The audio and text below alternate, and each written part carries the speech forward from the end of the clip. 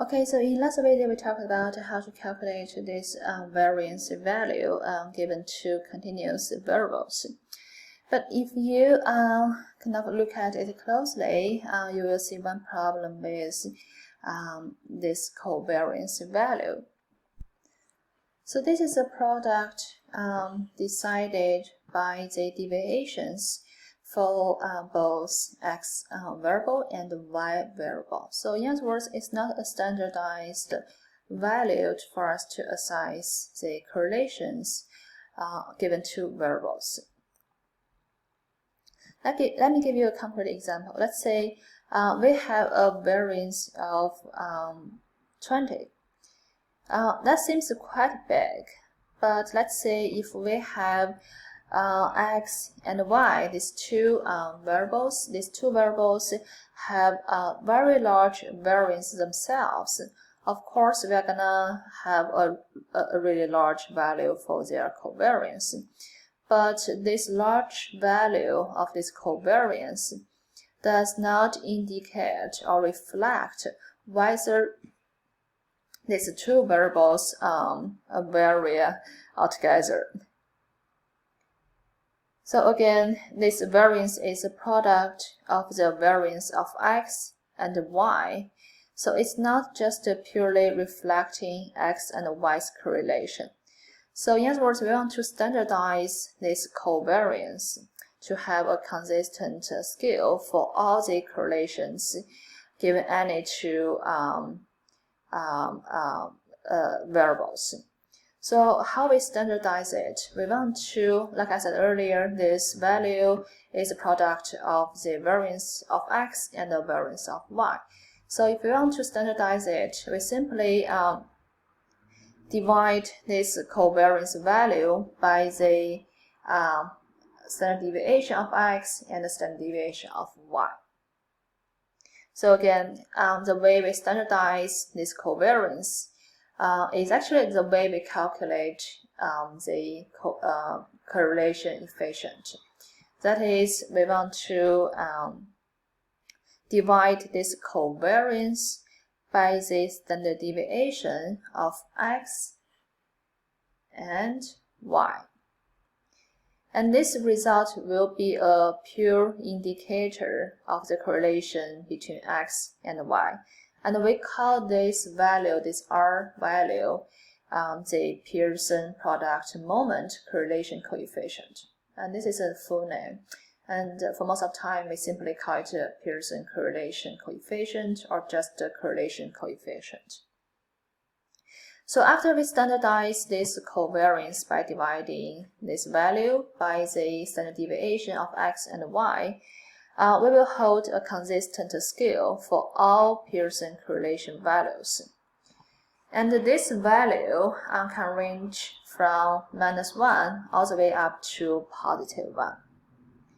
So let's say if we get a value for this correlation coefficient as -1, it means a perfect negative relationship between x and y. And the maximum value we can get is +1. That means a perfect positive relationship between x and y. And if we get a value of 0 for this correlation coefficient, it means x and y are not correlated at all. So in other words, this positive or negative sign indicate whether this relationship is positive or negative. And the absolute value for this correlation coefficient indicates the magnitude of the relationship.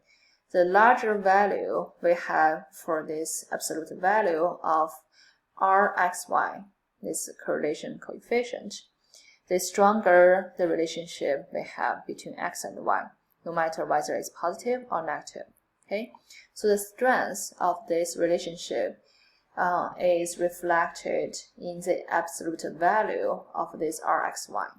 Okay, so with these two equations in my mind, let's do a practice altogether. So here I want to answer this question: does openness personality predict number of past romantic partners? And here I recruited 9 participants, and I measured their openness personality, ranging from 1 to 9, with 1 being not open at all, and 9 being very, very extremely open. And I also recruited some data, asked about these participants, how many romantic partners do you have in the past. So we can see some people have only one, and some people, have 8 romantic partners in the past, and this person got 0.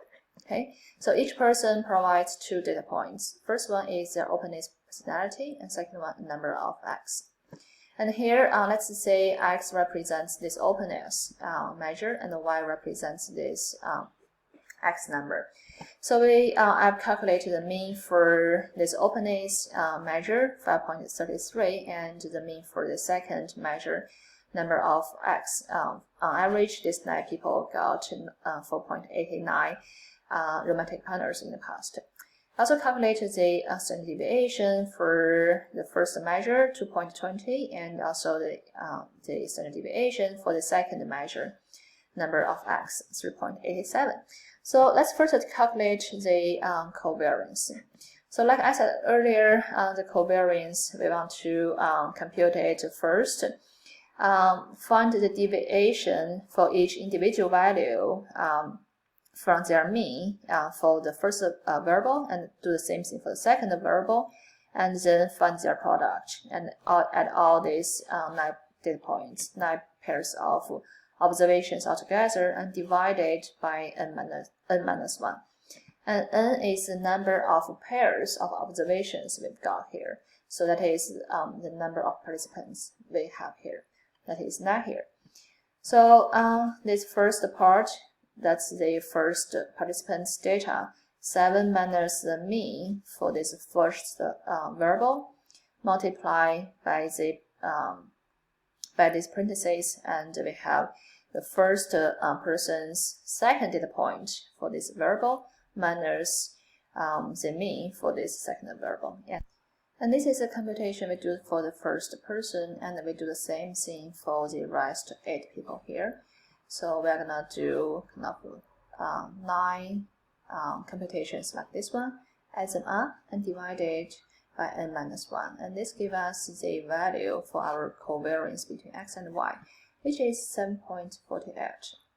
Of course, this is not a standardized value or measure for people for these 2 variables correlation. So next, we want to standardize it by dividing this number from the standard deviation of X and the standard deviation of Y. So we're gonna plug in these numbers, 7.48 as a numerator, and divide it by the standard deviation of X and standard deviation of Y. And this gives us the final correlation coefficient value, which is positive 0.879. Okay. So this is kind of a final and standardized coefficient value. So first we can say this value is a positive number. It means these 2 variables that are positively correlated with each other. So as openness increases, people tend to have more past romantic partners. And second, we got this absolute value 0.879. That is pretty large value, which means there is a strong correlation between these 2 variables. So openness is strongly correlated with the number of past romantic partners. And here I want to talk about how could we decide the strengths of this of 2 variables, depending on the value we get. So usually this is kind of a conventional thing.